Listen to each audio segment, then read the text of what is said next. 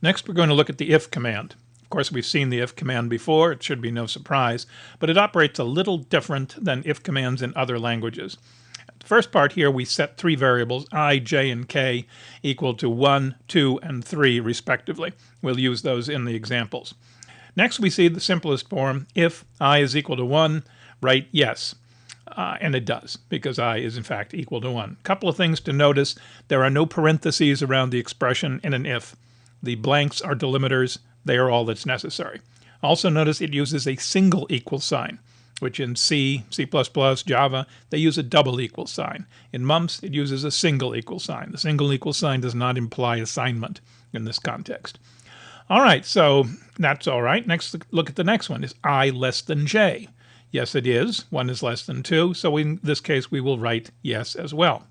The next one gets a little trickier. In the next one, we see an if statement with two arguments. The first argument is the expression I less than j, and the second argument is the expression k greater than j.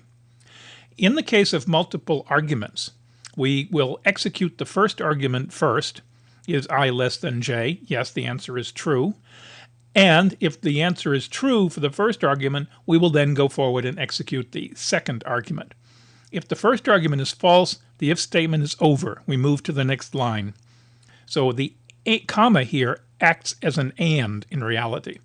So in this expression here is I less than j and is k greater than j. The answer is yes, so we would write out yes. So the comma here, and we could have multiple commas if you wanted to have multiple expressions anded together. Sometimes this is handier because on the next line we see a problem. This looks like the same thing. If I is less than j and k is greater than j, write yes, except it won't write. It does not parse that way. In Mumps, we have no precedence. So what is happening in this expression is I less than j? The answer is yes. The value is 1. 1 and k. Well, k is 3, which is true. So 1 and 1, or 1 and 3, is 1. True. All right? Any positive, any non-zero value is considered true. K is 3. The result of the first expression is 1, because I is in fact less than j. The answer is 1. True. 1 and 3 is true, meaning 1. Is 1 greater than j, where j is 2? No. So the expression is false, and we would not write out the yes. How would we fix it? Well, you see the fix on the next line. Actually, the fix is the previous line. Put a comma in. Then you get the effect of the and. However, if you want to do it that way, as one expression, what you do is you need to parenthesize the second expression. In this case here, it will say, if I is less than j, it is. The answer is 1. And now it will evaluate what's in the parentheses first. K greater than j, the answer is yes. That's a 1. Then we will evaluate the ampersand. 1 and 1, and yes will be written. All right. If we just have a simple variable, which is non-zero or 0, doesn't matter, we can have that, and that qualifies as an expression in case I is 1, so we will write yes. If not I, the not again in Mumps is the single quote. Not I, write yes. We won't write yes in this case because I is 1, not I is false or true, false or 0, and so we will not write the yes. In the next case here, we see an expression, I is equal to 0 is false because I is 1. Not false is true, so we will write yes. Here is how we would handle the situation of precedence issues with an or. The or operator is an exclamation point. So we want to say here is if I is equal to 0 or j is equal to 2, in order to do that properly, we have to put the second expression in parentheses. So it will be evaluated independently of the others.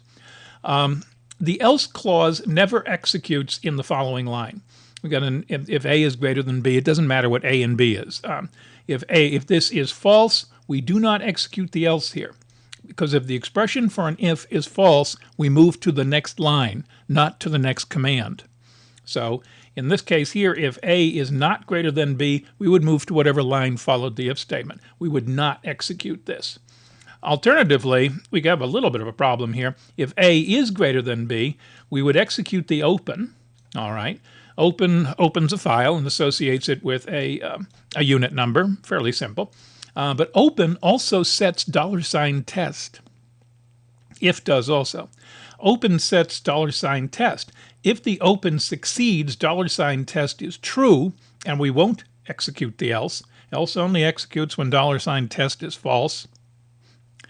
If the file fails to open, we will execute the else because $test will be false. This is a bit tricky. You can have some problems here. So you may have written this with the assumption that the else clause was going to execute if the expression in the if was false. That's not going to happen. The else clause is actually dependent on whether or not the open succeeded. If the open succeeds, the else will not be executed in this case. If the open fails, the else will be executed in this case. That's all assuming that A indeed was greater than B. In this situation here, if, notice the two blanks, write hello world. Now, if we do not have an operator, an expression, or an argument to an if, it uses the current value of $test. The two blanks here indicate that there is no operand to the if statement. That being the case, it looks at $test. If $test is true, we will write hello world. If $test is false, we will not write hello world and we'll move to the next line. The next line is an else. Also notice it's got two blanks after it because it never takes an argument.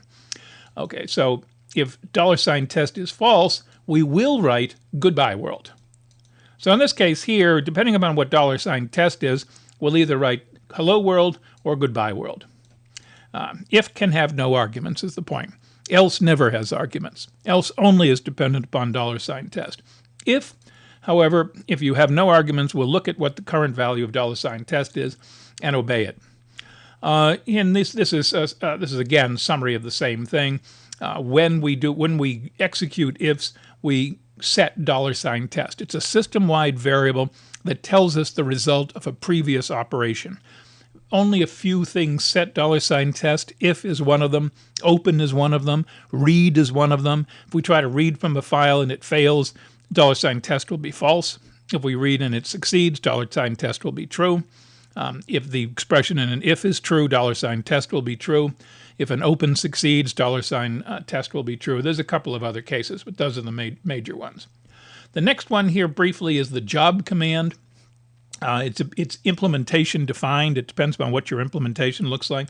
It basically forks your process and starts another independent Mumps process. You'd have to look at your own individual implementation to find out exactly how it works.